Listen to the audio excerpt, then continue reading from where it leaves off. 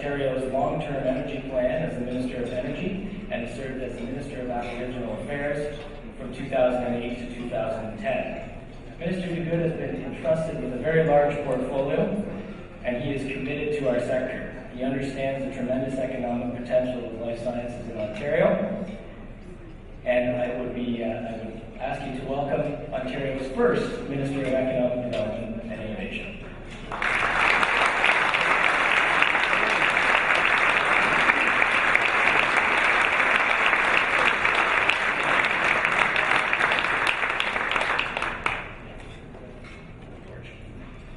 Well, thank you very, very much, Jason, for that introduction. And let me begin by saying this is a very formal occasion, and I'm wearing my sort of rumpled pink shirt today. It is Pink Shirt Day, and certainly was at Queen's Park. And pink shirts they've kind of gone out of vogue and out of style a bit. So I had to reach to the very back of my closet. So my apologies for being a little wrinkled and disheveled today. This is the best I could do. I want to thank you all for being here tonight. I want to thank you for inviting me. I want to acknowledge some friends in the audience that are here with us today. I know Mayor McCallion's here somewhere, and where's Mayor? How are you? I know that my good friend John Wilkinson is here, former minister. John, it's great to see you, and you've left some very huge shoes to fill. I know that my PA, Donna Cansfield, has just come in as well with me. Donna is just being seated somewhere. Donna, thank you for being here with me. I think the Sandra Pupatello's here somewhere. And so where's Sandra? Usually you can hear Sandra if you can't see her. Where is she? No offense, Sandra. She's somewhere in the point back there. Great to have you here. And my very good friend, Councillor Michael Thompson, Chair of Economic Development, is here as well. Michael, I can't see you, but I know you're here in the room somewhere, and hopefully we'll get a chance to. Oh, there he is in the back there. And I know there's probably been introductions already, but these are all my good friends, and I'd like to make sure that I acknowledge each and every one of them. Many of you probably know Wendy Tilfer, our Deputy Minister, as well. Wendy's here with us. You notice though, after I talk about the politicians, and the former politicians are here, the only person that gets applause is the Deputy Minister. I don't know if that's telling of anything, but I want to begin by congratulating those being honored here tonight for their achievements. It is truly inspiring to be around such great individuals. They represent what I consider to be the best of Ontario and the best of what Ontario strives for.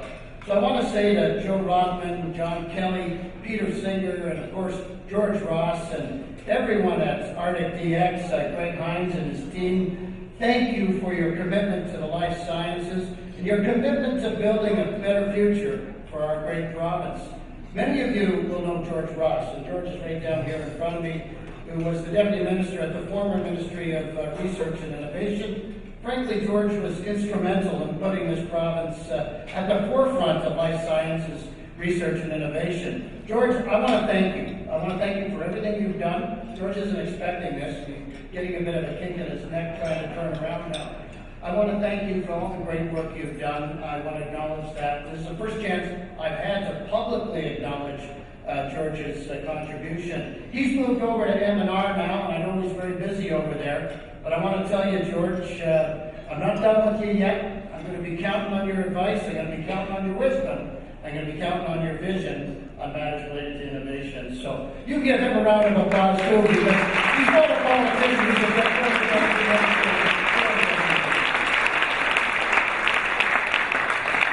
And you know, as I look around the room, and it's a huge room here today, it's great to see so many people from every aspect of the life sciences here this evening. I think it's no secret that the challenges before us will demand that we all be at our best. We need everyone pulling in the same direction to keep Ontario on the top of our game. We're all aware of the challenges we face, challenges to compete, to attract jobs, and to be a top destination for investment. It's a fierce battle. I think we all know that. And we're going to have to do everything we possibly can to succeed. The path forward for Ontario will not be a straight path, and it's not going to be clear, and it's likely not going to be easy. The jurisdictions, though, that thrive in this new economy will will be those that can create their own opportunities. You know, last week during the debate in the Ontario Legislature, in fact, it was in the middle of a heated question period, Premier McGinty passed me a copy of a speech by George W. Buckley, the CEO of 3M, and he suggested that I read it. Now, when the Premier suggests, as the former ministers know, that you read it, it means you read it as quickly as humanly possible, which I did. By the end of that question period, I had a good part of it read. The speech was on the necessity of innovation in the New World economy. Now, first off, if there's anyone here in the room who thinks that the Premier's commitment to innovation has in any way waned since the day he launched Ontario's innovation agenda, think again.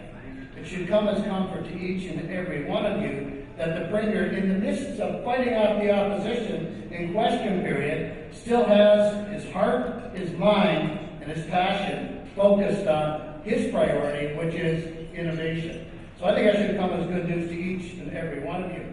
Now that's good news to the research sciences sector in Ontario, even if the Premier's enthusiasm for innovation adds significantly to my already never-ending stack of reading material. So it may not be as good news to the Minister of Economic Development and Innovation. But I want to get back to George W. Buckley's speech. He used a quote by George Bernard Shaw, who said this: "The people who get on in this world are the people who go out and look for the circumstances they want. And if they can't find them, they create them." To me, that's what life sciences is all about. Taking the knowledge we have today, recognizing how much better we can make this world through research and innovation, and going out and creating new and innovative products and treatments that I believe are now at the threshold of turning life sciences and healthcare on its head. And I'm proud to say, as Minister of Economic Development and Innovation, but more so as a proud Ontarian, that we here in Ontario are right in the thick of it. Life sciences is a clear area of strength for Ontario. We're the third largest cluster in North America. When we talk about building that next generation economy, when we talk about building an Ontario that will compete and win in the post-global recession world, life sciences is clearly one of our key pillars. My early experience as minister in this area has so far taught me that we're doing pretty darn well when it comes to the research end. We're punching way above our weight there. I'm told by many of you, in fact many of you here in this room have shared this concern with me, that where we're challenged is on the commercialization entrepreneurial side. So how do we create our own opportunities? Now, given our fiscal challenges and the fierce global competition that we face, I'd suggest that there's no longer any alternative but for us all to foster an unprecedented collaboration amongst businesses, academia, and government. And I think we're getting that. I think we're getting that done here in Ontario. I've been amazed at the remarkable collaborations that exist between our business community and our academic communities here in Ontario already. By working together and leveraging the strong networks we've built here in this province, scientists, investors, researchers, and businesses, they've all established what I would consider to be pretty formidable, I would consider to be almost unbeatable teams. I'm really getting a sense that it's coming together for our life sciences sector here in Ontario. You know, we often talk about the skills and qualities of our workforce as being our greatest competitive advantage, and I think that's quite true. But this is not the time for us to be sitting on our knee. In that same speech by George Buckley, he recalled the question he received when he first took over as CEO of a company called Brunswick. It was about the amount of money the company had invested in training. And the person who was asking him the question had this to say. He said, "George, what if we continue to pay for all this training and people leave the company and go somewhere else?" George answered it this way: "What if we don't and they stay?" It's a pretty good comment.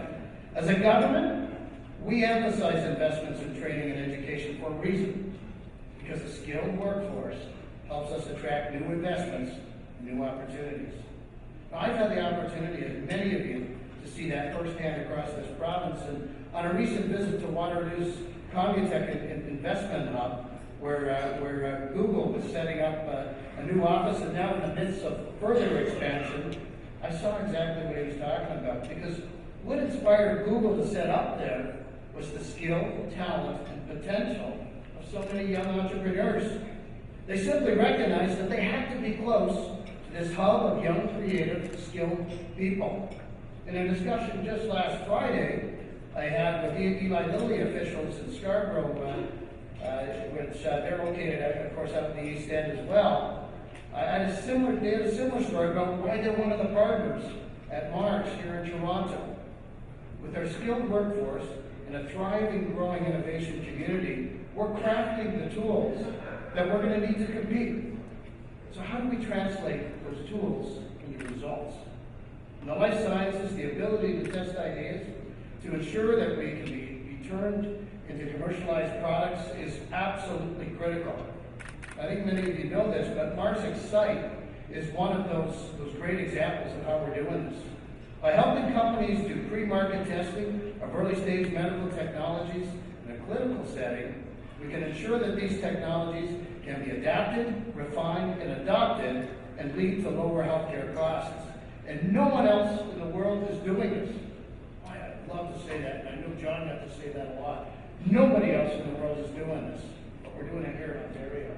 I also recognize the need to, or we also recognize the need to streamline the clinical trials processes. That's really critical.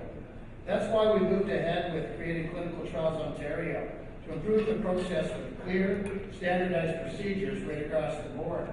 By doing this, we're making Ontario more attractive for global mandates and the jobs that come with it. Now, these topics that I've spoken about, education, identifying opportunities, and testing them out, are only so good as our ability to turn these ideas into marketable products. So showing that we have the ability not only to dream up new ideas, but also the ability to make them happen. Now, standing before you tonight as an Ontarian, I can also say that I want those ideas to not only be formed here, but to be realized here. Just as every company worries about being outdone by newer, nimbler competition, so too must Ontario remain nimble and do everything we can to stay competitive if we're to succeed. Now, I can stand here tonight and go on and talk about our successes that we've had collectively in the life sciences sector. It's truly an impressive record. You know, when you think about the progress we've made in making Ontario a global hotbed for innovation, is truly something that deserves recognition. But those successes are merely a stepping stone to future opportunities.